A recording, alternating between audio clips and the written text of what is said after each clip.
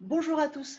Aujourd'hui, j'ai l'immense honneur de recevoir Monsieur Philippe Boulot-Lefebvre, qui est auteur, conférencier, coach. C'est un expert de la géométrie du sens. Et il a écrit entre autres La force de la forme, qui est référencée à l'UNESCO et du coup fait partie du patrimoine de l'humanité. Et j'avais vraiment à cœur de vous le présenter, y compris son travail, parce que j'ai découvert la géométrie sacrée ou du sens il y a quelques mois de cela, et j'ai décidé de l'intégrer effectivement à mes œuvres pour apporter vraiment quelque chose de plus dans l'harmonisation définitive de l'humain et y mettre un sens et une intention encore plus importante que ce que je pouvais faire à la base. Et du coup, pour moi, il n'y a rien de mieux qu'un expert pour parler d'un domaine particulier. Donc voilà pourquoi je vous interviewe aujourd'hui. Et du coup, je vais vous laisser vous présenter un petit peu plus en détail. Alors, par quoi commencer? En fait, on ne naît pas, je ne pense pas qu'on naisse dans la géométrie sacrée, en tout cas pas intellectuellement, parce que physiquement, on n'est que ça. Finalement, nous ne sommes que de la géométrie. Nos cellules, tout est géométrie et tout est lié. Alors déjà, géométrie, qu'est-ce que ça veut dire? Géométrie, ça veut dire science des formes. Et sacré, c'est ce qui est lié à notre vie, à ce qui nous relie à l'univers. Donc, la géométrie sacrée, ce sont les formes qui nous permettent de nous relier à l'univers et à ce que nous sommes. Alors, la difficulté, c'est que dès qu'on parle de sacré, les gens ont tendance à penser religion. Alors, oui, c'est possible, mais en entreprise, c'est un peu compliqué. Donc, on va essayer plutôt de parler de géométrie du sens, parce que les 15 années que j'ai consacrées précisément à ce domaine-là m'ont amené à, comme disent les Américains, un elevator pitch, c'est-à-dire un mot qu'on doit pouvoir dire dans une montée d'ascenseur très rapidement à quelqu'un qui dit « Mais qu'est-ce que vous faites? Qui êtes-vous » Et mon elevator pitch, c'est que la forme est le média du sens. Donc, si vous en êtes d'accord. Le préalable, c'est peut-être, avant de commencer par la conclusion, de dire comment en fait je suis arrivé à faire ça, parce que je ne suis pas du tout né dedans, comme je vous l'indiquais. Je suis un homme d'affaires, j'étais un capitaine d'industrie dans l'informatique, dans le risk management, dans l'assurance. J'ai fait un peu de coaching également quand j'étais dans les affaires. Et j'ai été un peu dégoûté de la manière dont se comportaient les gens. On va dire que j'avais l'impression de donner beaucoup et pas toujours d'avoir le juste retour de ce que j'attendais. Et donc, à un moment, j'ai dit, bon, bah, ça suffit. Comme il se trouve que j'avais participé à des grosses créations d'entreprises, que l'une d'entre elles est passée de 8 à 4800 personnes en 5 ans, euh, eh bien, j'avais quelques réserves. Et à force, effectivement, d'être déçu par les gens, je me suis dit, mais qu'est-ce que je fais sur Terre? Et après quelques mois de réflexion, j'ai décidé de vendre tout ce que j'avais, ou presque, en me disant, ben voilà, avec tout ça, j'ai assez d'argent pour me donner 10 ans de vie pour comprendre ce que je fais sur Terre. Finalement, j'ai travaillé pendant 20 ans pour amasser ce qu'il me fallait de vacances, au sens étymologique du terme, pas du tout au sens du travail. J'ai vaqué à autre chose et cette vaquerie a été consacrée à qui suis-je, qu'est-ce que je fais sur Terre, pourquoi suis-je là. Et comme il se trouve que dans ce que j'avais mis de côté, ma passion, c'était d'entretenir une grosse propriété que j'avais en Normandie, que j'ai donc décidé de vendre. Mais comme je l'entretenais, eh bien, je me suis dit, bah, ce que je faisais physiquement, tous les week-ends, toutes les vacances, enfin tout le temps, je montais sur les toits, je peignais, je faisais des murs en faux marbre, etc. Beaucoup de jardins, beaucoup de taupières, c'est la taille des buis, etc. Eh bien, je me suis dit que ce que je faisais physiquement j'allais le faire intellectuellement.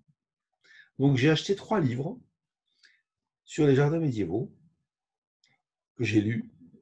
Et au 3e, je me suis dit, mais ils ne disent pas l'essentiel. Il y a un truc qui ne va pas. Il y a autre chose que ce que je dis. Donc, j'ai appelé les auteurs, le premier, le second, puis le 3e. Et là, ma foi, j'étais très déçu parce que ils m'ont rien dit. Le 3e m'a dit, écoutez, ouais, je crois que je vois ce que vous voulez dire. Vous savez, moi, je suis le nègre d'un autre auteur, donc vous devriez l'appeler. Donc, j'ai appelé l'autre et je suis allé le rencontrer à Toulouse. Et là, il me dit, vous savez, moi, je suis un vieux monsieur, vous devriez rencontrer un de mes élèves. Et je me suis retrouvé à l'abbaye du Toronnet avec un monsieur qui s'appelait Philippe Bougon, qui était un ancien ingénieur de ADS, qui était à la retraite et qui était à la fois ingénieur aérodynamicien, mais il était un petit peu télépathe sur les bords, je pense, parce qu'il était responsable, on va dire, de la hotline en vol du groupe. Et il m'a emmené le premier jour dans les vignes. Alors, s'il y a une synchronicité assez amusante, c'est que j'ai perdu mon père à l'âge de 10 ans et qu'en fait, ce monsieur était un cousin issu de germain de mon père, que je n'avais jamais rencontré. Donc, dès qu'on s'est rencontrés, il me dit « Ah, tu sais, j'aimais beaucoup ton père » en me mettant la main sur la cuisse. Je dis « Mais ah bon? Mais qui êtes-vous » Et donc, j'ai appris comme ça ce lien de parenté. Donc, il m'a emmené dans les vignes. Il a planté des piquets dans la terre. Et puis, il m'a dit « Passe ta main dessus. » Bah, rien. Je sentais rien. Vraiment. Alors, ça a duré 1 heure, 2 heures. Et puis, au bout de 2 heures, il m'a dit « Écoute, nous sommes tous vivants sur Terre et tu verras que dans 2 jours, tu seras sourcier. » Alors, je dis, moi, sourcier? Attends, je faisais des salles de marché, je viens de faire le catalogue électronique de Legrand. Franchement, sourcier, je ne me vois pas du tout faire ce genre de choses. Il m'a dit, oui, mais tu vois, il y a un truc qui s'appelle la résonance de Schumann. Et en fait, c'est le taux vibratoire de la Terre. Et le taux vibratoire de la Terre, il monte, il s'augmente, il est de plus en plus fin, de plus en plus aigu. Et nous, qui sommes composés d'atomes qui sont ceux de la Terre, puisqu'en fait, mes atomes, ce ne sont pas les miens, ce sont ceux de la Terre, puisque je me suis nourri depuis que je suis né de ce qui foisonne sur Terre. Donc, mes atomes sont ceux de la Terre. D'ailleurs, ceux de nos auditeurs sont aussi ceux de la Terre. Ça permet de comprendre que nous sommes bien dans un lien de fraternité. C'est que si tous nos atomes sont ceux de la même planète, qui s'appelle la Terre, eh bien, c'est que nous sommes donc tous frères. Et j'ai même souvent tendance à dire, mais dire qu'il faut que les hommes sauvent la Terre, non, il faut qu'ils se sauvent eux-mêmes sur la Terre, parce que la Terre, elle vivra toujours. Ça, c'est clair. Et alors donc, il m'a dit, tu verras, dans 3 jours, tu seras sourcier. Et 3 jours après, à la fin du petit stage que nous avons fait ensemble de géométrie sacrée, il m'a emmené dans la cave, il a pris 2 tiges de laiton qu'il a tordues en équerre sur son étau. On est allé dans les champs et là, il m'a mis au début d'un champ et puis il m'a dit, écoute, fais comme je t'ai dit et dis-moi s'il y a de l'eau. Donc, j'ai pris mes deux équerres en cuivre et puis je suis avancé. Et puis, au bout de près 35 mètres, je suis arrivé, je me suis arrêté et je lui ai dit, il y a de l'eau là. Et là, je savais qu'il y avait de l'eau sous mes pieds. C'était incroyable. Je me suis retourné, je lui ai dit, il y a de l'eau. Il me dit, tu es sûr? Je dis, oui, oui, je suis sûr, il y a de l'eau juste ici. Alors, il a fait quelques pas en arrière, qu'il avait caché derrière un olivier. Il m'a tendu la pioche, un peu comme Lucky Luke, il a creuse. Et là, j'ai creusé et 25 ou 30 cm sous mes pieds, il y avait un petit filet d'eau. Et là, tout l'échafaudage de croyances que j'avais depuis que j'étais né s'est effondré. Je me suis dit qu'il fallait que je vérifie tout.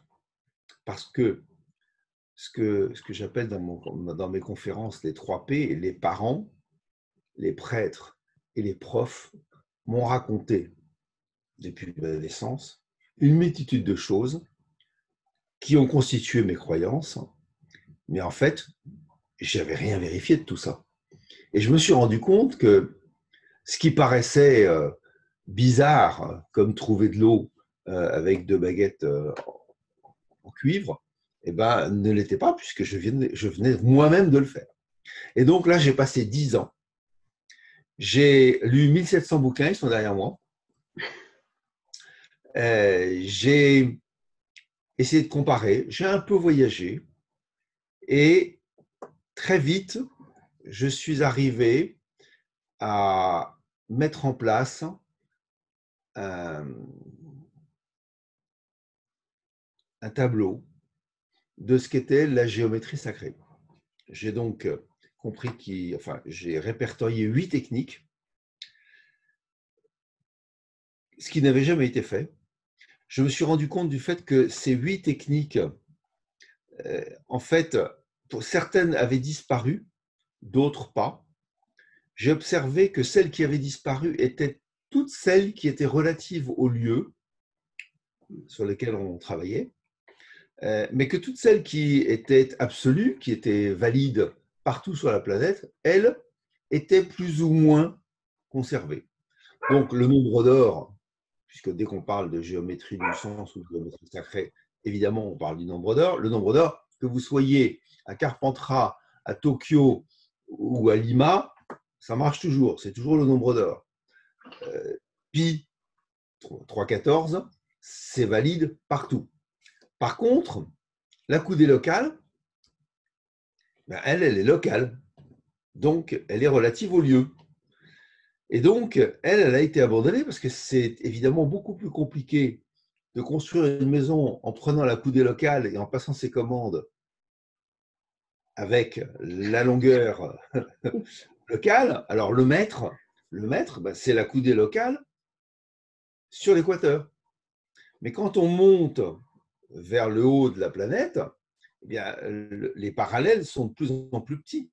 Donc, ce qui fait 1 mètre à l'équateur fait 72 cm à Marseille. Enfin, je ne sais pas je n'ai pas le chiffre exact en tête, mais et puis plus on va monter, plus ça va être court.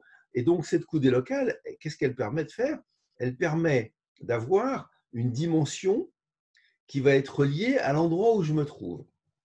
Et les Égyptiens, ils allaient encore plus loin, puisqu'ils disaient que la coudée locale devait être liée à la nature de l'objet décrit. Et ça, c'est très puissant.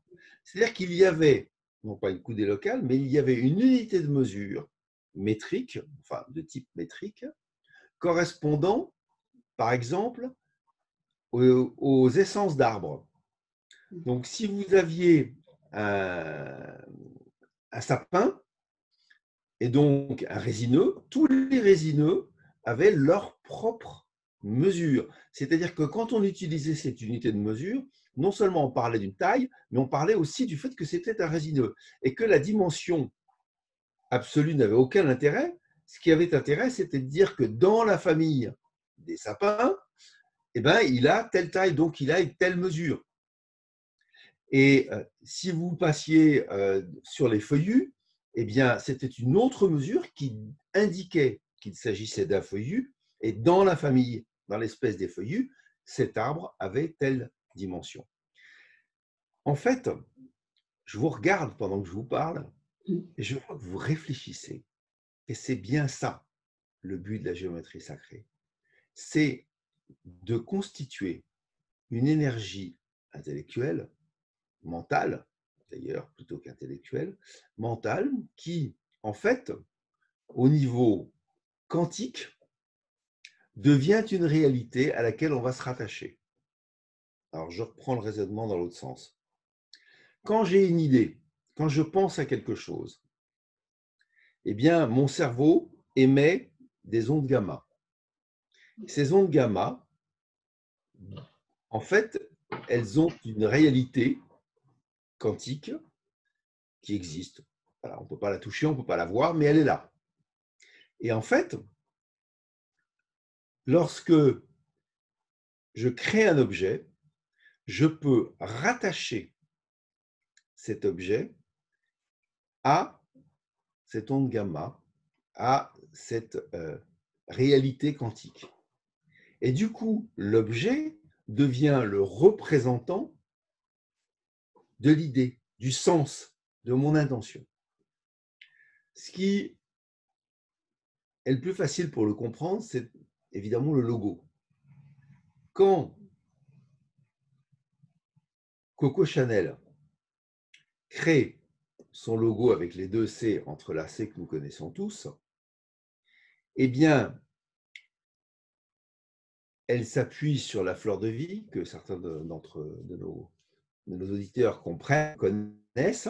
Elle s'appuie sur la fleur de vie en disant, voilà, je vais mettre ces deux C, calant, c'est le terme propre de la en géométrie du sens, en les calant sur la fleur de vie. De ce fait, mes deux C se rattachent à toute l'énergie de la fleur de vie depuis qu'elle existe dans le monde que nous connaissons et peut-être ailleurs. C'est-à-dire qu'on se rattache à une énergie planétaire, voire plus grande encore. Et donc, bien sûr que tous les gens qui font des logos, qui se rattachent à la fleur de vie, se retrouvent tous rattachés à cette énergie qui, évidemment, plus elle est importante, plus elle est puissante. Il y a un autre exemple intéressant avec Coco Chanel. Elle crée le flacon Chanel numéro 5. Flacon, on ne peut plus connu depuis un siècle, quasiment. Eh bien, ce flacon, il a des proportions qui le rattachent à une énergie qui est le quadrilatère solsticial d'Éphèse. Alors, à Éphèse, qu'est-ce qu'il y a à Éphèse? Eh bien, serait enterré le corps de Marie. Alors, Marie, Sainte Marie, pour ceux qui préfèrent, en fait, elle est symbolique de l'intermédiation. Marie, suivant les traditions, et bien, enfin, il n'y a qu'une tradition, mais on va dire suivant les manières d'interpréter la tradition, Marie correspond à Isis chez les Égyptiens, à la Lune dans le système astrologique, alors que Jésus correspond au Soleil. Et donc, en fait, Marie, c'est le symbole de l'intermédiation.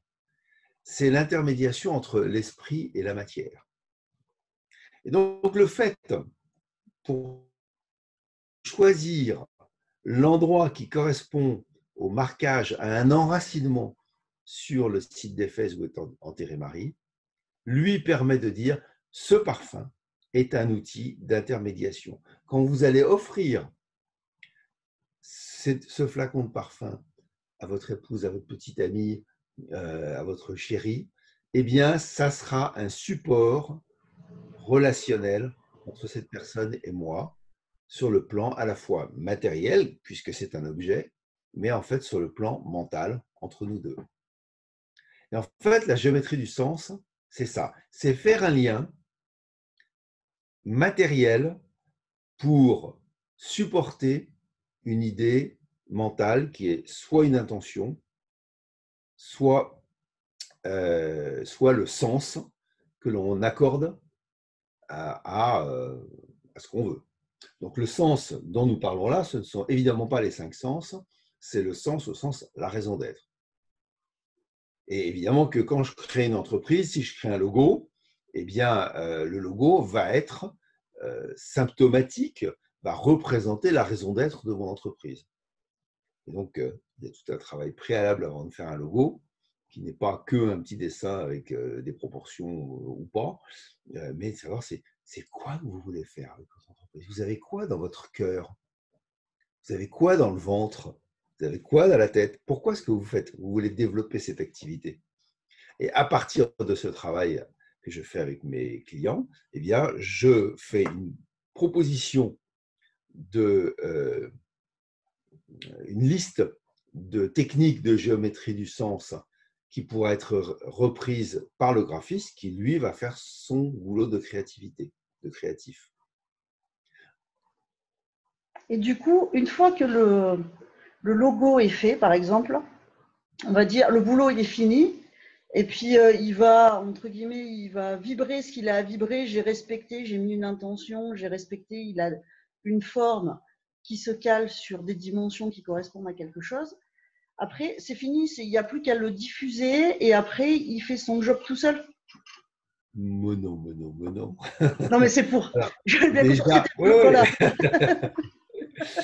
Alors, déjà, vous venez d'utiliser une expression qui peut-être ne touchera pas tout le monde, donc il faut l'expliquer. Vous avez dit que le logo va vibrer. Oui. Alors, le commun des mortels, il dit le logo, il ne bouge pas. Moi, quand je regarde, il ne bouge pas. Alors, il faut déjà comprendre ce que vous avez voulu dire par là, puisque vous êtes déjà très initié en vous exprimant comme ça. En fait, ce qu'il faut comprendre, c'est que le monde dans lequel nous vivons est un monde d'énergie, est un monde vibratoire. Un atome, ça vibre, ça bouge. Et en fait, un atome, en plus, ce qu'il faut savoir, c'est que c'est 99,99999% de vide. En fait, nous vivons dans un monde où tout est vide.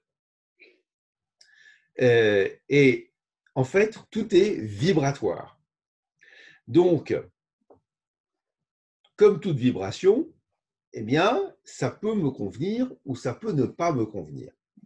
Imaginons que je vous bande les yeux et que je vous emmène sur la place de l'Étoile à 18h30, les yeux bandés, en plein milieu de la circulation et tout le monde qui klaxonne, etc. Vous avez les yeux bandés, vous avez les oreilles bouchées. Qu'est-ce qui se passe? Ben, évidemment que vous allez ressentir beaucoup de vibrations et pourtant vos 5 sens, eux, ne sentent rien. Donc, qu'est-ce qui va se passer? Ben, c'est qu'au bout d'un quart d'heure, vous allez commencer à me dire ben, j'ai mal à la tête, je ne comprends pas, où est-ce que je suis, etc. Donc, tout est vibration. Ce qui veut dire que si tout est vibration, certaines vibrations sont favorables à notre état et d'autres le sont moins. Donc, la question qui est posée à la géométrie sacrée, à la géométrie du sens, c'est est-ce qu'on peut augmenter ou diminuer une vibration pour améliorer notre état, pour améliorer notre relation à l'extérieur? Et la réponse est oui. Alors, j'ai fait exprès de dire notre relation à l'extérieur parce que la grande différence entre la géométrie du sens et le feng shui, c'est que le feng shui est issu de la géométrie sacrée, de la géométrie du sens, depuis des siècles, mais il a évolué, alors qu'en Occident, cette géométrie sacrée, elle a été enfermée dans les monastères par les moines, et donc elle n'a quasiment pas évolué depuis 1000 ans. Alors qu'en Orient, elle a évolué. Et on sait que plus on avance dans le temps, plus l'humanité devient égoïste et égocentriste, et donc égocentrique, pardon. Et donc le problème qui se pose, c'est que le feng shui est de plus en plus tourné vers le bien-être individuel, alors que la géométrie du sens, elle a conservé, à mon avis, cette capacité d'être un moyen d'harmonie pour tout le vivant. Alors, je n'oppose pas les choses, hein. On parlera de paradigme peut-être tout à l'heure, mais faire l'harmonie du vivant, ça veut dire que on va harmoniser le minéral, le végétal, l'animal, l'humain et l'esprit. Et le but de la géométrie du sens, c'est de créer des formes qui vont permettre d'harmoniser les vibrations du minéral, du végétal, de l'animal, de l'humain et de l'intellectuel. Donc, alors pourquoi est-ce que certaines vibrations sont bonnes ou pas bonnes? En fait, il n'y a pas de bon, il n'y a pas de mauvais. J'insiste toujours en disant, mais non, le mal n'existe pas vraiment. Ce qui est mal, regardez, si vous prenez un produit chimique violent, il vous tue. Donc il est mal. Mais si vous en prenez une dose infinitésimale, c'est peut-être qui va vous sauver de votre maladie. C'est ce que fait la chimie, c'est ce que font les pharmaciens. Ils vous donnent des toutes petites doses qui vont vous permettre de vous guérir. Donc, ce que fait la géométrie sacrée, c'est qu'elle ne fait pas le bien ou elle ne fait pas le mal.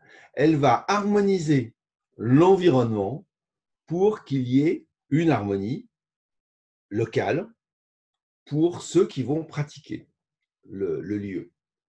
Et cette harmonie, elle joue sur l'ensemble.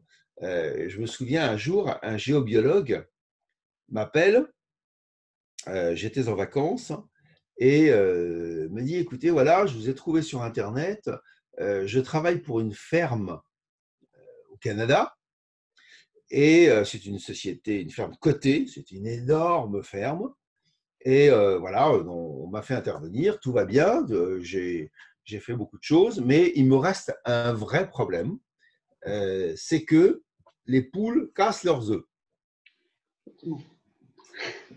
Ce pas vraiment l'idée. Et donc, il me dit, qu'est-ce que vous pouvez faire? Alors, je vous imaginez, vous êtes en vacances, il fait beau, rien. Il me dit, mais monsieur, vous faites bien de la géométrie sacrée. Et là, tout d'un coup, je me dis, mais oui, bien sûr. Les poules cassent leurs œufs, mangent leurs œufs, enfin, cassent leurs œufs. Alors déjà, l'œuf, c'est la féminité, donc c'est la polarité moins. Ce qu'il faut comprendre, c'est que si tout est vibration, tout est énergie, donc électromagnétisme, donc polarité. Donc, comme je le disais tout à l'heure, moins c'est Marie, plus c'est Jésus, moins c'est la Lune, plus c'est le Soleil, moins c'est la polarité moins, et plus c'est la polarité plus. Et en fait, il n'y en a pas un qui est mieux que l'autre. L'un ne peut pas exister sans l'autre. Donc, ce qu'il faut, c'est trouver un bon équilibre de polarité. Si les poules cassent leurs œufs, bah, c'est qu'il y a un problème de polarité, d'équilibre de polarité électromagnétique sur ce lieu. Et donc, dans les 8 techniques de géométrie sacrée, alors je vais vous les dire une par une, donc il y a les symboles, il y a les mandalas, il y a les pi, le nombre pi, qui fait donc la quadrature du cercle, il y a phi, le nombre d'or, auxquels sont sensibles nos 5 sens, il y a les nombres, il y a la capacité à accorder, à harmoniser les nombres entre eux, l'énergie du 2, ce n'est pas l'énergie du 5, etc. On pourra en parler. Il y a les métriques, c'est-à-dire la coudée locale dont je parlais tout à l'heure. Et enfin, il y a le quadrilatère solsticial qui permet de créer une proportion rectangulaire qui enracine et équilibre un objet sur un lieu par rapport à sa position vis-à-vis du Soleil et vis-à-vis de la Lune. En fait, tout le monde connaît ce qu'est le quadrilatère solsticial, c'est ce qui équivaut à une pierre d'autel. Autrefois, bien avant que l'Église n'existe, il y avait des quadrilatères solsticiaux partout. L'Acropole est fondée sur les quadrilatères solsticiaux. Là, on en trouve dans la Cité interdite, on en trouve à Machu Picchu, on en trouve partout, sur toute la planète. Les techniques, les 8 techniques de la géométrie sacrée sont absolument homogènes partout. Après, il y a des interprétations qui peuvent être différentes. Et donc, je reviens à mes poules. Je me dis, mais si les poules mangent leurs œufs, enfin cassent leurs œufs, c'est qu'elles ont un problème d'équilibre. Donc, on va équilibrer électromagnétiquement l'ensemble du lieu. Et donc, je fais un calcul géographique et astronomique et je dis à mon donneur d'ordre, je dis, voilà, vous allez retourner au Canada la prochaine fois et vous allez planter 4 bornes dans un rectangle dont voici les proportions. Alors, évidemment, j'étais allé sur Internet, j'avais pris les plans, et donc, je lui donne ça, je lui donne les mesures, et puis plus de nouvelles pendant 3 mois. Et puis, au bout de 3 mois, il revient vers moi, et il me dit, écoutez, ça a marché. Je lui dis, qu'est-ce qui a marché? Racontez-moi. Il me dit, écoutez, je suis allé là-bas, je suis allé chercher 4 pierres que j'ai plantées exactement là où vous m'avez dit. J'ai fait attention d'en respecter le lit. Donc ça, vous savez, le lit des pierres, c'est qu'en fait, la pierre, ce sont des couches. Donc, si vous prenez une pierre et que vous mettez les couches les unes sur les autres et que vous la retournez, eh bien, l'eau va rentrer comme dans un millefeuille. Et le mot délit, il vient de là. Commettre un délit, c'est quand un compagnon, constructeur d'une cathédrale, prenait une pierre et la mettait dans l'autre, la taillait dans le mauvais sens ou la posait dans le mauvais sens, il commettait un délit. Et là, il était viré du chantier. Je reviens donc. Mon monsieur me dit, j'ai planté les 4 bornes exactement où vous m'avez dit. Je dis, alors, qu'est-ce qui s'est passé?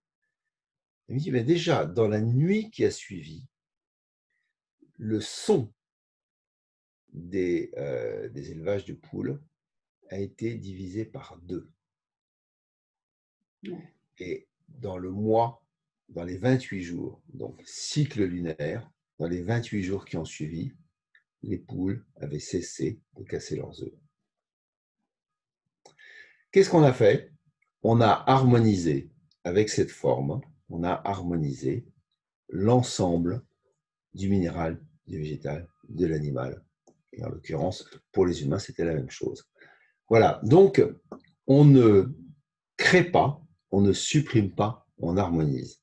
Et ça se fait et ça fonctionne parce que c'est une démarche quantique. Alors tout le monde ne sait pas ce que c'est que le monde quantique. Donc je vais vous faire une petite explication que vous irez vérifier sur Internet. En fait, on met un observateur devant un canon qui envoie des photons sur une image, sur un mur. Vous connaissez cette image, non? Oui, oui, oui. Vous la connaissez? Voilà. Bon, elle J'aime est très beaucoup connue. d'ailleurs. Donc, on envoie des photons, donc de la lumière sur un écran à travers une grille, et en fait, ça fait un certain dessin. Et on met un observateur, et on s'aperçoit que quand il y a un observateur, le dessin que ça dessine sur l'écran n'est pas le même. Et puis, l'expérience continue, et on envoie toujours les photons en disant à l'observateur, tu fermes les yeux. Donc, il ferme les yeux, sauf qu'on lui dit, tu ouvres les yeux après que les photons soient passés à travers la grille. Et à ce moment-là, les photons repartent en arrière et se remettent dans le dessin comme si l'observateur avait eu les yeux ouverts. Ce qui veut dire qu'en fait, la réalité que nous connaissons, que nous vivons, elle est le fruit de notre présence, de notre conscience. C'est nous qui créons notre réalité. Alors, on ne va pas tout expliquer maintenant dans cette interview, mais ce qui a fait le succès de mon livre « La force de la forme » auprès de l'UNESCO, c'est justement ce lien que j'ai fait entre 10 000 ans, et en fait même bien plus, 10 000 ans de tradition, de culture et la physique quantique. En fait, mettre une pierre d'autel, utiliser le nombre d'or, c'est-à-dire reprendre une proportion fondamentale de notre univers dans un travail qu'on est en train de réaliser, de manière à le mettre en harmonie avec ce qui l'entoure, eh bien, cette démarche, elle est physique, elle est concrète, mais elle est surtout intellectuelle et elle crée une énergie qui fait qu'effectivement, il va y avoir un effet objectif sur la réalité. Oui, c'est vraiment pas juste utiliser la géométrie du sens, parce qu'on pourrait se dire en définitive, je vais apprendre les techniques, les mesures, et puis je vais les appliquer, et puis basta. Oui. C'est vraiment, ce qui est important, c'est le sens qu'on y met derrière, en fait, c'est l'intention qu'on y met qui va être porteur, en définitive, de l'utilisation et de la forme. La forme est le média du sens. Ça. Alors, il y a une tradition qu'on retrouve plus ou moins de manière homogène sur tous les continents, qui est la Saint-Jean d'été. Vous connaissez la tradition de la Saint-Jean d'été? Oui. C'est le moment de la raconter parce qu'elle répond à votre première question. Donc, le jour de la Saint-Jean, on fait un vœu. Donc, moi, j'ai souvent organisé cette cérémonie à la campagne ou avec des amis. Donc, on rassemble les gens et puis je leur dis, voilà, vous venez, et on allume un feu et on demande à chacun de faire un vœu. Voilà, de quoi rêvez-vous d'idéal pour l'année prochaine, pour l'année qui vient? Alors, chacun fait son vœu par rapport à son travail, sa famille, etc., sa santé. Et donc, je dis aux gens, ben voilà, vous écrivez votre vœu sur un petit bout de papier, et puis vous allez faire l'action d'aller le mettre dans le feu. Alors, les gens, ils vont ils vont déposer leur vœu dans le feu, et ils se disent comme ça, ben, ça y est, mon vœu, il va être exaucé. Et donc, une fois que tout le monde est passé, j'ai mis tout le monde en cercle, ben, tout le monde a envie de partir. En général, ils ont envie d'aller boire un verre, quoi. Enfin, bon. Et je leur dis, non, non, non, non, non, non, non. Il ne faut pas partir, parce que votre vœu, si vous ne l'activez pas, il ne marchera pas. Il faut activer. C'est-à-dire qu'il faut réaliser un geste concret qui va activer l'énergie que l'on a créée avec le vœu. Et la manière de le faire dans la tradition chez nous en Occident, c'est de sauter par-dessus le feu. Et donc, je leur dis, voilà, si vous voulez activer votre vœu, eh bien, sautez sur le feu. Et là, tout le monde saute. Alors ça, c'était merveilleux parce que les gens, ils sont super gais. Ils y vont tout seuls. Puis après, ils y vont. Ah, toi, c'était quoi ton vœu? Allez, hop, on saute ensemble. Et puis, tout le monde se met à faire plein de vœux et à les activer. Bon, ça, c'est un peu le folklorique. Mais ça revient toujours à ce qu'on évoquait tout à l'heure. C'est-à-dire que je crée une forme, une réalité physique sur la base d'une intention qui est dans l'univers, qui est quantique, qui est une réalité quantique. Et en fait, ma forme, elle est porteuse de ce sens, de cette réalité.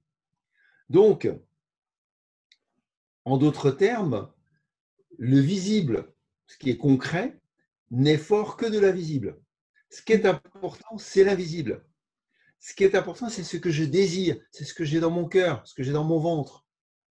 Et là, je crée une forme en respectant des techniques, notamment de proportion, puisque en fait, si tout est vibration et énergie, ça veut dire que tout est en fait une sinusoïdale avec des proportions, c'est que c'est plus ou moins tassé, plus ou moins aigu, plus ou moins grave, et donc c'est plus ou moins, et donc ce à quoi sert la création de la forme, eh bien, c'est à figer excusez-moi, j'ai un écran qui s'est affiché sur mon écran. C'est à quoi sert la géométrie du sens? C'est justement donc à créer la forme qui va être porteuse du sens. Dans le cas des logos, j'allais dire, parce que pour l'activer, s'il faut sauter par-dessus le feu à chaque fois qu'on fait un logo. Voilà. Alors, dans le cas du logo, qu'est-ce que je vais prendre comme logo? J'en ai pas un sous les yeux. Si, tiens, j'ai des cartes de visite. Voilà, vous voyez, dans ce logo-là que j'ai fait, qui est le logo de l'Académie du Sens. Eh bien, il y a plusieurs intentions. La façon dont j'ai dessiné, en l'occurrence celui-là, ce n'est pas moi qui l'ai dessiné, mais la façon dont ce logo a été créé, il est porteur de différents sens. Je voudrais avoir une énergie d'enracinement parce que mon entreprise, il faut qu'elle marche. Hein. Une start-up qui se crée avec des associés qui ne sont pas enracinés et qui partent dans tous les sens, elle va pas marcher, la start-up. Donc, il lui faut une énergie d'enracinement. Et puis, comme c'est une start-up, il faut aussi qu'il y ait de la créativité.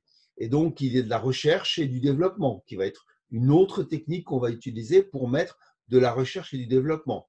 Et puis, en même temps, il faut que le service commercial marche. Donc, on va mettre une énergie d'intermédiation. Tout à l'heure, je parlais du quadrilatère social d'Éphèse. Et puis, etc. Donc, quand je crée un logo avec un designer, c'est lui qui le fait, mais on travaille avec le client sur les différentes techniques qui vont être porteuses des désirs fondamentaux de mon logo. Eh bien, moi, mes logos, ils sont, j'en ai deux, j'en ai trois, ils sont fixés sur le mur de mon bureau. Et quand je pars en rendez-vous, je les regarde et je dis, tiens, il va y avoir tel rendez-vous. Et là, il y a une intuition, une synchronicité, un désir. C'est que comme par hasard, il y a un truc qui me vient à l'esprit qui me dit, ah là, c'est l'intermédiation sur laquelle il va falloir agir. Ou c'est l'enracinement. Et quand j'arrive à mon rendez-vous, eh bien, je ressens, grâce à mon logo, que j'ai activé ce qu'il va falloir faire, ce sur quoi il va falloir insister. Donc, un logo, on le crée et ensuite on l'active en sautant par-dessus le feu. Donc, on l'active là, par exemple, en le mettant sur mon mur. Et au moment où je pars en rendez-vous, au moment où ça se passe, eh bien, j'ai une autre forme d'activation, c'est que c'est l'énergie quantique qui me dit, tiens, là, ça serait important de ressentir. Et là, il faut être à l'écoute, il faut être conscient. Le véritable problème que rencontrent nos générations, c'est que finalement, les gens ne vivent pas en conscience. Ils ne sont pas en alerte. Enfin, en alerte, c'est pas forcément grave, hein, mais ils ne sont pas en conscience de ce qui se passe, pas à l'écoute de leur corps ou des idées qui leur viennent à l'esprit. Et en fait, on reste tous branchés sur tout ce qui est arrivé dans le passé, au lieu d'être à l'écoute de ce qui se passe ici et maintenant. Et en fait, quand on est tout le temps, quand on raisonne, quand on est tout le temps collé à ce qui s'est passé dans notre vie précédente, eh bien, on reproduit la vie précédente dans l'instant et dans le futur. Alors que quand on arrive, et c'est un des objectifs de la géométrie du sens, quand on arrive à se détacher du passé pour dire, voilà, le but ici, c'est de tenir compte de ceci et de cela, eh bien, on peut être dans le ici et maintenant et on ne recrée pas un instant présent et un avenir qui sont à l'image de ce qu'on regrette du passé. Ça, c'est sûr. Mais puis, c'est vrai qu'on est aussi coincé, on va dire, avec les sensations, tout ce qu'on peut avoir avec nos cinq sens, en définitive. On considère que tout ce qui est à notre portée avec les cinq sens est présent, et tout ce effectivement qu'on ne voit pas, qu'on n'entend pas ou qu'on ne sait pas, en définitive, c'est la géométrie du sens, c'est vraiment, en définitive, pour certains, un acte de foi, parce qu'on ne voit rien. C'est oui, il y a des résultats concrets, mais quand on commence, c'est vrai que c'est se dire une intention, oui, mais ça se passe dans ma tête, il y a rien de palpable, on va dire. Et en définitive, c'est hyper simple à mettre en place. Ça a toujours, nos ancêtres, il y a bien longtemps de ça, les Celtes et compagnie l'utilisaient. Les Chinois s'en sont servis, effectivement, ils l'ont développé au fur et à mesure du temps, mais pourquoi, on va dire, nous, notre société occidentale, du coup, on s'est détaché de cette simplicité, de cette connexion définitive à la nature? Ah, ça, c'est là, vous m'emmenez sur une de mes conférences actuelles qui est pourquoi l'incendie du toit de Notre-Dame. Sujet d'actualité. Hein? Alors, mon point de vue, en résumé, parce qu'il ne nous reste plus beaucoup de temps, mais on a encore le temps d'en parler. En fait, déjà, on a un événement, donc le 15 avril, avec une émotion planétaire. Des chefs d'État, et non des moindres, ont réagi sur toute la planète à cet incendie. À chaque fois qu'il y a un toit qui brûle, je vous assure qu'il n'y a pas 30 ou 40 chefs d'État qui s'en émeuvent. Bon, donc il y a quand même une grosse émotion. Une émotion, c'est quelque chose d'extrêmement court, c'est 3 à 8 secondes, qui envoie énormément d'énergie dans notre corps, à notre cerveau, mais dans l'univers aussi.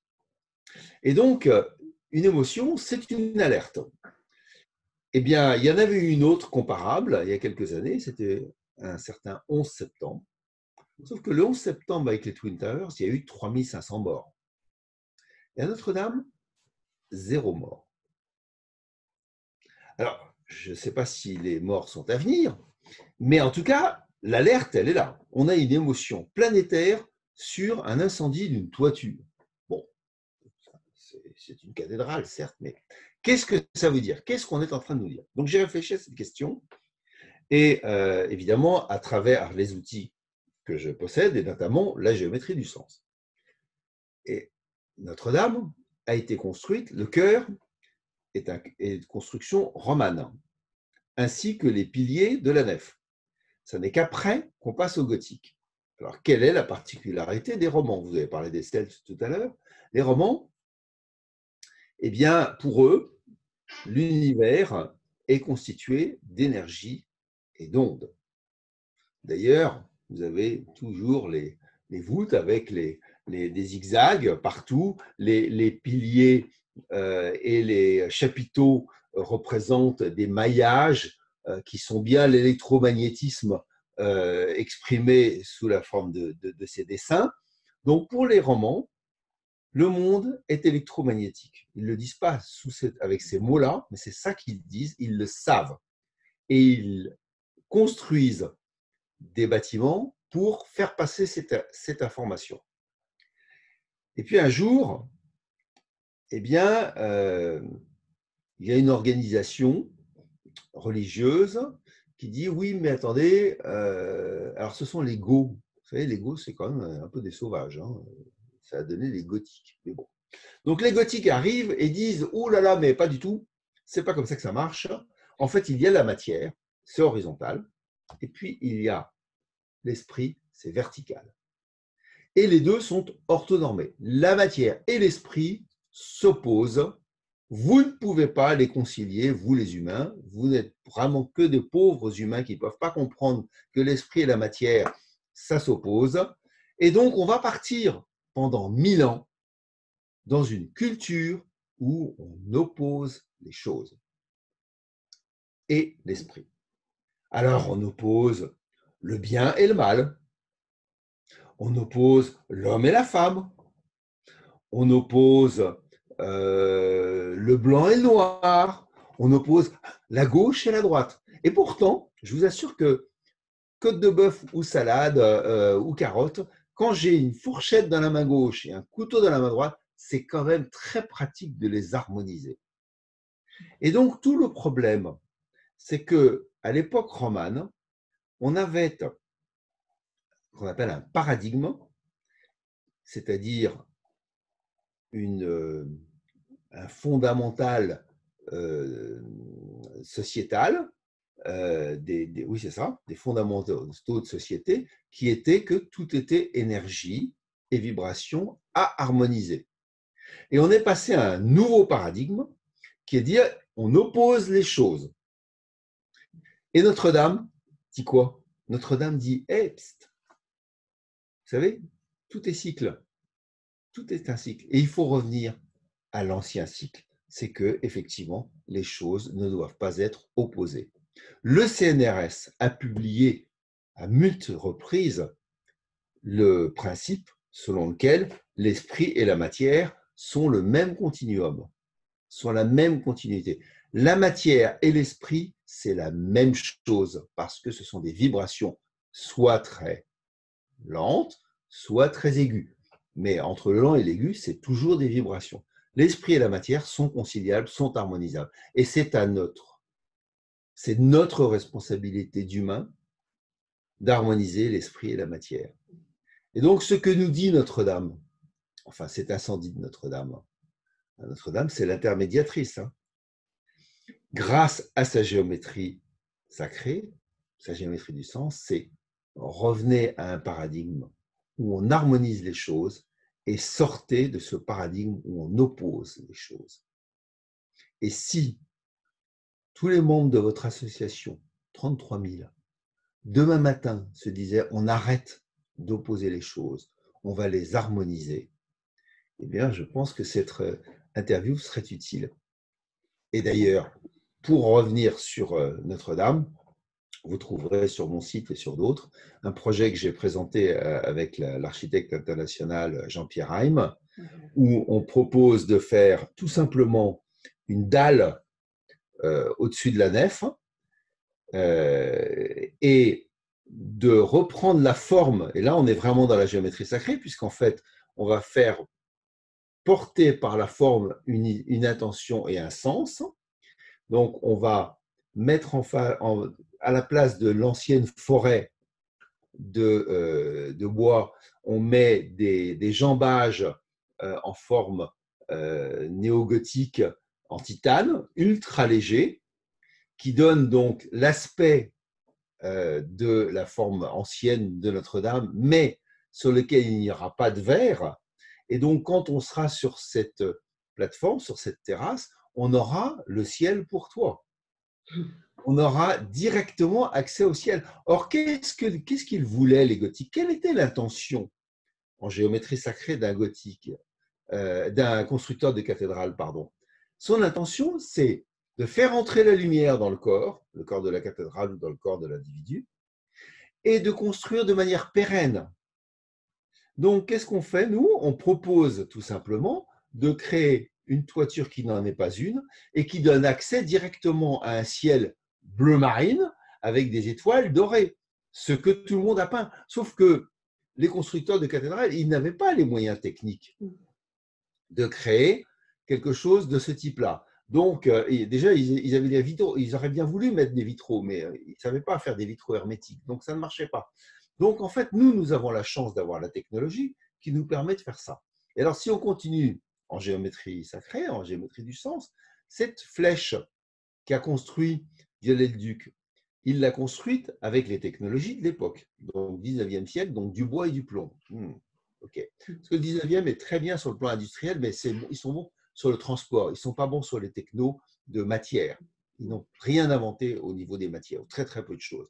Nous, aujourd'hui, au contraire, on crée des matières tous les jours plus puissantes, plus pointues.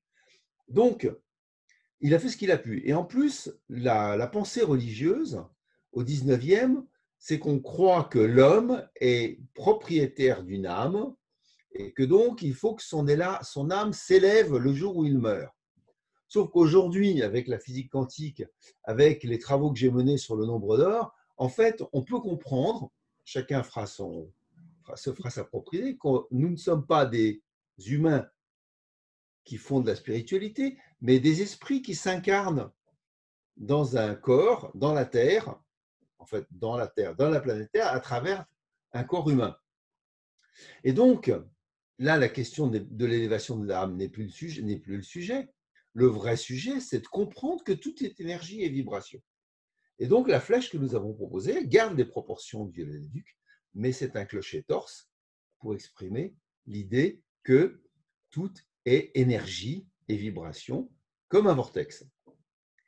Et comme on veut aller au bout de la pensée pour la transmettre et pour la partager, et qu'on sait que dans 5 ans, il va y avoir des Jeux olympiques et des millions de gens qui vont venir visiter cette cathédrale, qu'est-ce qu'il faut leur dire? Il faut leur dire le travail de Notre-Dame, ce qui fait qu'elle a été entendue le jour de l'incendie en particulier, et c'est qu'elle est là pour être une intermédiaire de compréhension pour l'ensemble de l'humanité sur la Terre, la Pachamama des Américains du Sud. Eh bien, du coup, nous proposons, entre la flèche et la nef, un cylindre de verre au centre duquel on va mettre un hologramme qui représente un brin d'ADN avec 9 échelons. Là, on est vraiment dans la géométrie sacrée du sens. C'est-à-dire que les 9 échelons, eh bien, ce sont les 9 échelons de l'échelle de Jacob, qu'on retrouve dans la cibelle de Notre-Dame, c'est-à-dire dans la statue qui est tout juste à l'entrée entre les deux portails de la cathédrale, et qui est la terre-mère, en fait. D'ailleurs, elle n'a pas d'enfant sur les genoux, hein, la cibelle.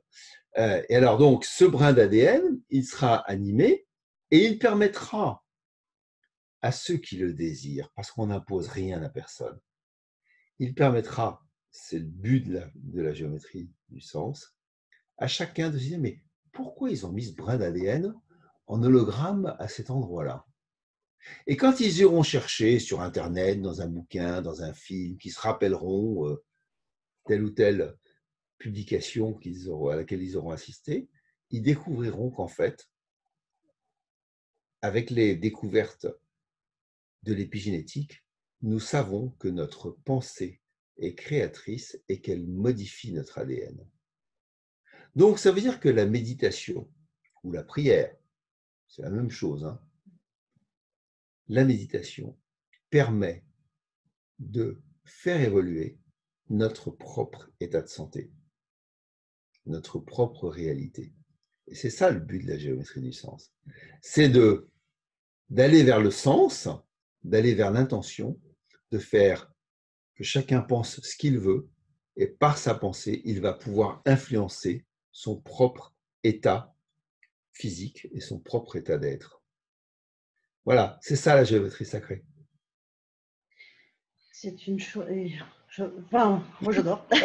Non, non, mais je pense qu'on pourrait rester à en discuter des heures, parce que je pourrais rester à vous écouter pendant des heures, parce qu'il y a tellement de choses à apprendre, à échanger. Je trouve que c'est un sujet tellement intéressant et surtout, effectivement, indispensable à notre société actuelle d'y revenir et effectivement on va dire, un peu de casser les croyances que l'on peut avoir, tout ce qu'on a pu apprendre en définitive. Alors, tout n'est pas acheté, mais à comprendre qu'effectivement, c'est pas que ça. Il faut voir au-delà. Qu'avant, ça fonctionnait comme ça, que effectivement, l'histoire a fait qu'on nous enseigne les choses différemment, qu'on nous enseigne la différence entre la dissociation entre l'esprit et la matière, et qu'en définitive, on y revient. Et le fait, moi, ce que je trouve intéressant, c'est qu'effectivement, on a, entre guillemets, l'appui de la science pour montrer, entre guillemets, aux gens qu'effectivement, si, il n'y a pas de différence entre les deux. Il n'y a pas à scinder l'esprit et la matière. Toutes les deux ne sont que des vibrations. Parce qu'effectivement, on va dire, pour moi, l'avantage de l'apport de la science, c'est de permettre de faire passer un message au plus grand nombre, entre guillemets, sans faire percher, sans partir dans des théories où effectivement, si on n'y croit pas ou si on n'a pas testé, c'est difficile on va dire, de se l'approprier en définitive. Et je trouve que le message, oui, peut parler au plus grand nombre grâce à ça. Et ce que je trouve intéressant, c'est qu'effectivement, la science aujourd'hui a les moyens de prouver en définitive ce que ressentaient nos ancêtres. Absolument. Et je trouve ça magnifique. Et justement, et de pouvoir nous y remettre, parce que la majorité, entre guillemets, jure que par la science, que par ce qui est concret en définitive, parce qu'on a séparé les deux, et que la science nous dise oui, mais non, en fait, c'est pareil, revenez-y, parce que c'est prouvé, c'est là, ça existe. C'est pas parce qu'on ne vous l'a pas enseigné, c'est pas parce qu'on ne le comprenait pas et qu'on vous a exprimé autre chose que ce n'est pas vrai, que ce n'est pas réel. Absolument. Alors, je confirme et merci d'avoir si bien résumé notre pensée, parce que je pense que nous sommes vraiment en phase. Mais je voudrais revenir sur cette idée de paradigme et sur un mot qui a été un des premiers mots que vous avez prononcé, parce que vous avez dit casser. Il faut casser la façon de penser, la façon de réaliser.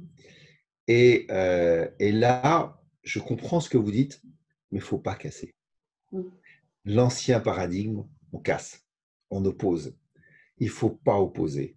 Et si nous voulons que les entreprises qui sont un support de communication absolument extraordinaire, puisque c'est l'endroit où les gens vont, de toute façon, ils sont obligés d'y aller, parce qu'il faut nourrir la famille à la fin du mois. Donc, tout le monde est obligé d'y aller dans l'entreprise. Donc, je pense que l'entreprise est vraiment l'endroit où on peut partager une manière de voir, de penser, échanger pour faire évoluer notre société. Ce creuset qu'est l'entreprise, il ne faut pas lui dire qu'on va casser. Pardon, je ne veux Oui, évidemment non, Pas de souci. m'opposer à vous. Au contraire, je pense que c'est la bonne occasion dans notre échange de dire non, non, on ne va pas casser. On va évoluer. On va. Alors, harmoniser, ça fait un peu bisounours. Donc, c'est entre les deux. Entre harmoniser et casser, il y a plein de choses. Il y a tout un arc-en-ciel de possibilités. Ce qui est intéressant, c'est de prendre un tout petit peu de temps pour se dire, voilà, hier on faisait comme ça pour ceci, eh bien, on peut le faire évoluer de telle ou telle manière, et au lieu d'opposer, eh bien, harmoniser. Je vous donne un exemple. Dans toute réunion, les gens arrivent et tout le monde n'est pas d'accord. Et en général, d'ailleurs, ça se termine par très rapidement non, mais je ne suis pas d'accord avec toi. Mais je ne suis pas d'accord avec toi, ça ne veut pas dire je suis opposé à ton idée. Ce qui est important, ce qui fait qu'on évolue, c'est la différence. Si tout le monde est pareil, si 100% des Français font HEC ou Polytechnique ou l'ENA, allez, ils font les trois, ça ne marche pas. Il y a des gens qui n'ont pas fait Polytechnique, qui n'ont pas fait HEC, qui n'ont pas fait l'ENA et qui justement sont différents. D'ailleurs, entre eux, ils sont différents. Et c'est parce qu'ils sont différents qu'ils peuvent s'enrichir. La différence des autres m'enrichit.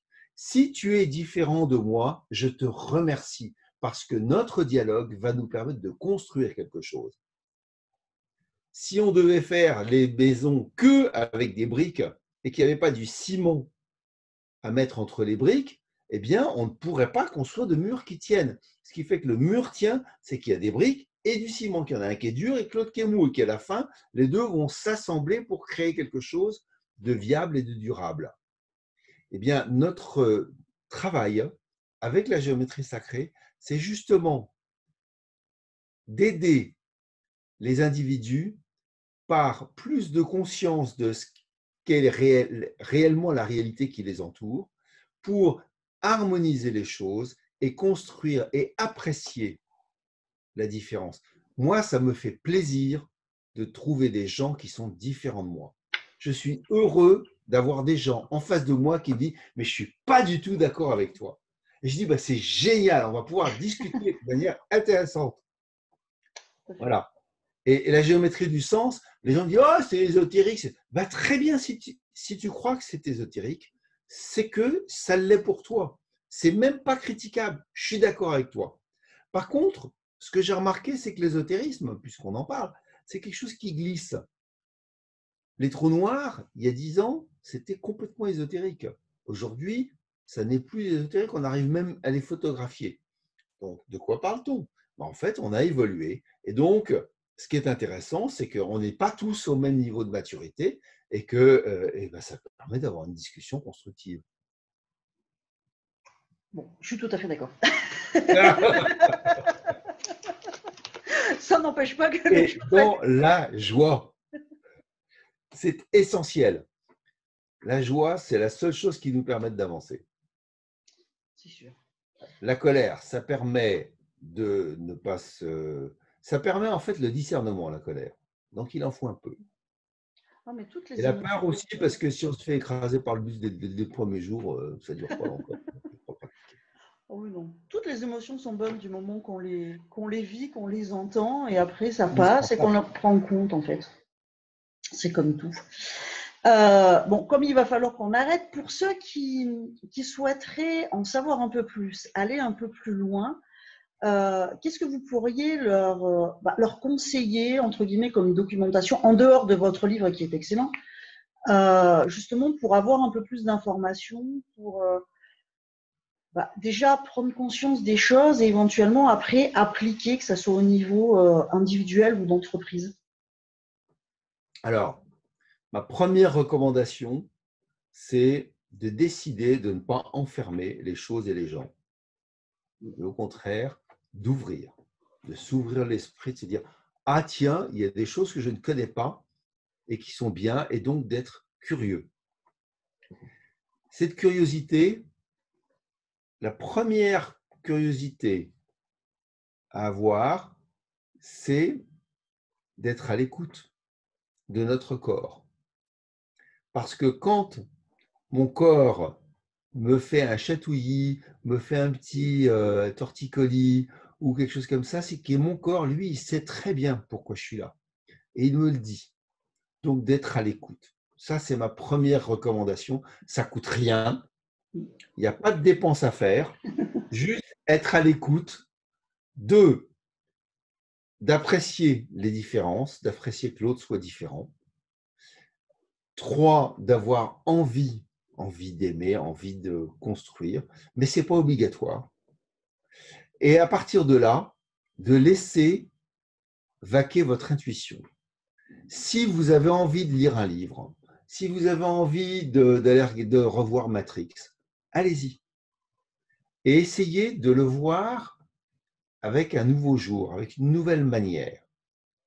Bon, ensuite, bien, sur le plan personnel, vous pouvez reprendre l'Ho'oponopono. Hein, je pense que vous connaissez les bouquins sur l'Ho'oponopono. C'est une manière justement d'apprendre à se connaître, à sentir les choses, à s'éveiller. Donc voilà, essayez de vous éveiller. L'autre chose, qu'est-ce que je donnerais d'autre? Parce que si je vous conseille tous les bouquins qui sortent, il y en a plein.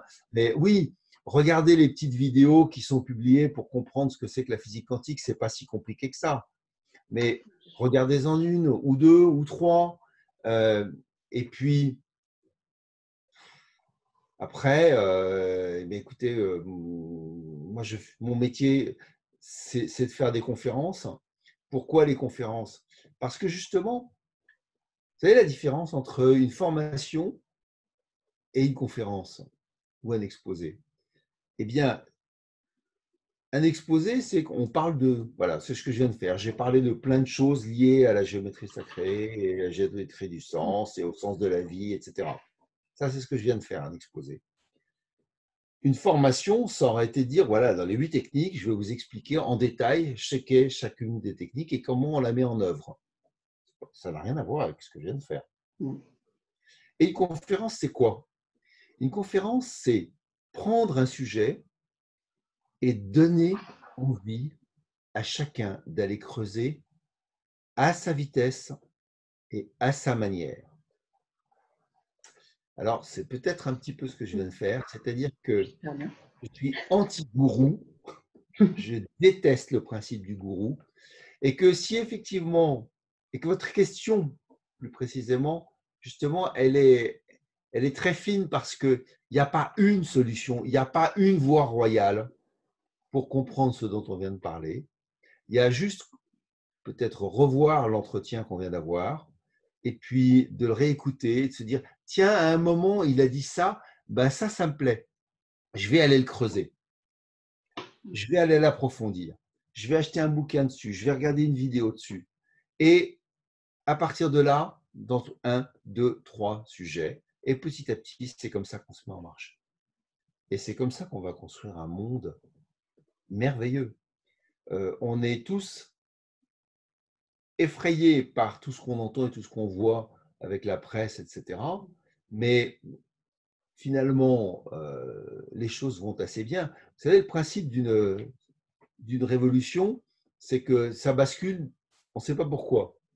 Ben, c'est comme une balance. Hein. Vous avez vous mettez 1 kilo dans une balance, puis vous faites couler du sucre sur l'autre plateau. Ben, tant que le kilo il est plus lourd que le sucre, ça ne bouge pas. Mais il y a un moment où il y a un grain de sucre qui va faire que, hop, le plateau change de côté. Eh bien, croyez-moi, ce grain de sucre, il est beaucoup plus complexe et riche que le seul grain que vous voyez. Parce que lui aussi, il est quantique. C'est-à-dire que lui aussi, il a une part d'information, d'énergie que nous n'apprécions pas, mais qui existe. Et ce monde, il va basculer vers un monde bien meilleur à un moment, sans qu'on s'en rende compte, sans qu'on sache pourquoi. Et ce ne sera pas l'effet d'une ou deux personnes, etc. Oubliez le complot, oubliez tout ça. Tout ça, ça ne compte pas. Nous sommes des centaines de millions à voir que le monde évolue et en fait, il suffit de se rattacher à cette idée que, ouais, je crois que ça peut changer. Et le seul fait de le croire va faire que ça va s'arranger. C'est sûr. C'est sûr. Ah bah, en tout cas, j'espère bien qu'effectivement cet échange aura inspiré, justement donné envie aux personnes qui vont regarder l'interview d'aller chercher des éléments, d'autres compréhensions, d'aller un petit peu plus loin, de chercher à comment effectivement éventuellement pouvoir l'appliquer à leur vie, à leur entreprise. Et déjà, rien qu'effectivement on va dire à ouvrir l'esprit, à amener une certaine curiosité, je pense que du coup, l'intention aura fonctionné, le but était là. Et en tout cas, je vous remercie beaucoup pour cet échange qui était vraiment passionnant. Moi aussi, parce que j'apprends toujours quand je m'exprime comme ça, c'est qu'en fait, j'ai des raisonnements qui viennent et c'est comme ça que vient l'intuition. Donc, j'ai besoin de rencontrer, de vous rencontrer pour pouvoir moi-même m'améliorer dans la manière de partager avec tous mes contemporains. Merci. Je n'ai pas d'autre mot que merci. Merci aussi. Merci pour vos recherches aussi et surtout de les partager effectivement on va dire de les partager à l'humanité pour l'aider à prendre conscience des choses au rythme de chaque individu. Mais voilà, juste d'ouvrir les consciences, de permettre d'ouvrir les consciences à chacun quand il est prêt et après de faire des choix en conscience et en fonction de là où il en est. Merci Séverine. Si vous auriez un mot de la fin.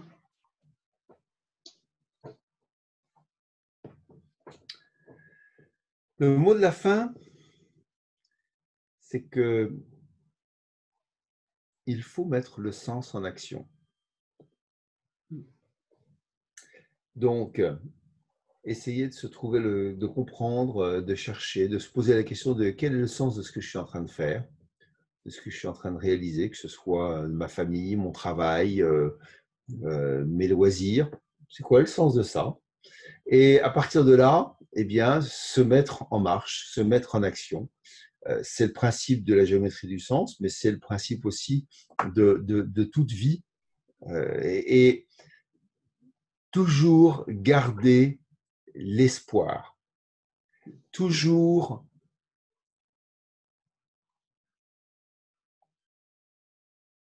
y croire.